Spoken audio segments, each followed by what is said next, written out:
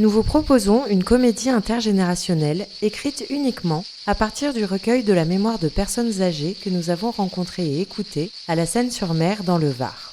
Elles nous ont confié leurs souvenirs riches en anecdotes. Elles nous laissent l'héritage de leurs actions, de leurs combats, pour aller plus loin, pour continuer. Chacun y trouvera un peu de lui-même, de l'émotion, pour que les jeunes ressentent l'importance du passé et de leurs racines. Nous ne les oublierons pas, elles sont notre patrimoine, notre identité. C'est la rencontre entre deux générations, la complicité joyeuse entre le petit-fils et ses grands-parents, le tout dans un esprit méridional.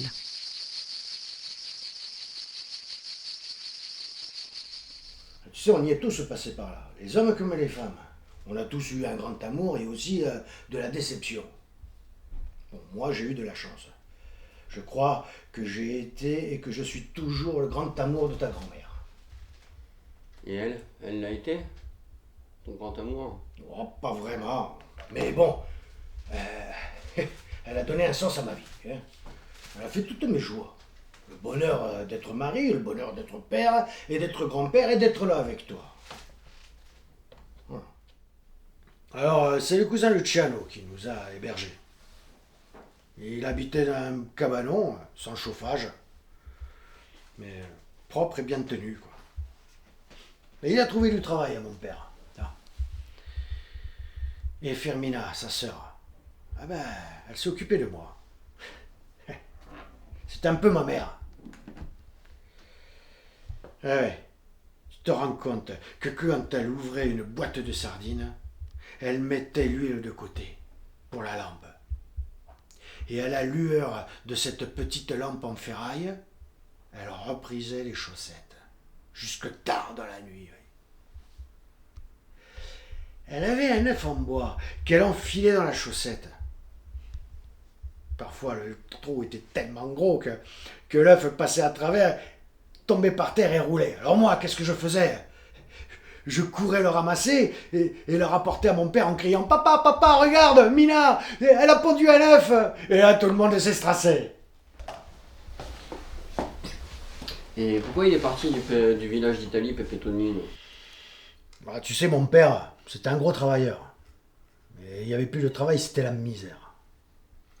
Comme aujourd'hui, il y avait du chômage. À l'époque, le chômage, ça n'existait pas. On ne te donnait pas d'argent à ne rien faire. Il fallait travailler pour nourrir ta famille. T'étais obligé. Alors il est parti. Et c'est le cousin Luciano qui lui a dit de venir. Qui avait du travail en France. Et il est parti comme ça, sans parler la langue. Tiens, parle-moi plutôt de toi et de tes études. Je prépare une licence en langue étrangère. Après, on verra. Et qu'est-ce que tu veux faire? Commercial. Tu sais, papy, au fond, ce que j'aurais aimé, c'est être pêcheur. Avoir mon petit bateau. Pêcheur. Il est fondu ce minot. Faire des études pour être pêcheur. Pourquoi pas? J'aime la mer, j'aime la liberté. Ça me manque. Je pourrais être mon propre patron, tu sais. Parce que tu crois que les études et la mer, ça marche ensemble, toi, hein? C'est ça, hein? Tiens, tu me fais penser à Gamba Tortois. C'était un ami à mon père, un pêcheur aussi. On l'appelait comme ça parce que il boitait gravement, tu vois. Et ben, bon matin, il y a eu une telle mistralade que son bateau, un gangui superbe, a été complètement escagassé.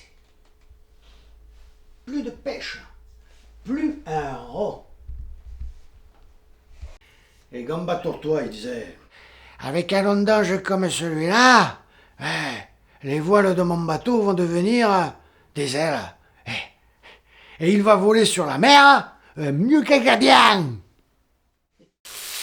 Moi, je me souviens quand j'étais petit et que tu me dis et que tu chantais je te le lavais bien ni que tu ne serais l'aîné un jour ma femme. Ou alors il y avait quoi aussi? Ah oui, à la miaou, tous les chats sont en vacances. Tu te rappelles de ça, dis donc? Ah ouais. Ah oui, il y avait aussi Elle me fait pouette pouette, je lui fais pouette pouette, on se fait pouette pouette et puis ça y est. Mais ça voulait pas bien haut. Ouais, mais nous on parlait français. Parce qu'à l'époque, eh ben, il n'y avait pas la pilule. Hein? Et les capotes, c'était pour les soldats. Et puis nous, on avait un peu honte d'aller en acheter, tu vois. Voilà. Les filles, elles avaient la trouille de tomber enceintes. Parce que quand elles n'étaient pas mariées, eh ben, ça faisait des filles perdues, des filles mères. Tu vois. Et quand elles étaient mariées, il se pouvait qu'elles passent de la recherche du prince charmant à Cosette des Misérables. Et pour toute la vie. Parce qu'à l'époque, ben, on ne divorce pas comme ça. Hein. Fallait endurer. Ce qui n'a pas été le cas de ta grand-mère, hein, qui a trouvé la perle. Tom, il est malin. Il est plus malin que toi. Hein? Et il te fait parler. Et toi, tu te fais pas prier. Et tu badènes pendant des heures. Et j'espère que tu lui as rien dit au moins. Mais non. Regarde-moi dans les yeux. Jure-le-moi. Je te le jure. Voilà, t'es contente? Oh, pénible. Tiens, regarde celle-là. C'était à la nuit de la Saint-Jean, dis donc. Tu te rappelles? T'avais ces chaussures neuves, là. Et ta petite robe blanche à pois rose. Ouais. On avait tellement dansé qu'elle te collait par endroits. Et les autres types, là, ils te regardaient, ah, ils auraient aimé t'inviter. Et il y a un moment où elle te faisait mal aux pieds. T'as regardé les types et tu m'as dit, allez, zou, Polo, allez, camboule-moi jusqu'à la maison. Ouais. Et là, j'étais pris sur mon dos et on est parti en rigolant comme des bossus. Allez hop, c'est la danse des canards qui en sortant de la mare ont secoué le popotin et font coin coin. Et comment on dit Mickey en italien? Topolino. La papa la papa, la papa la papa, papa la papa papa. Ah là là là là là là là là.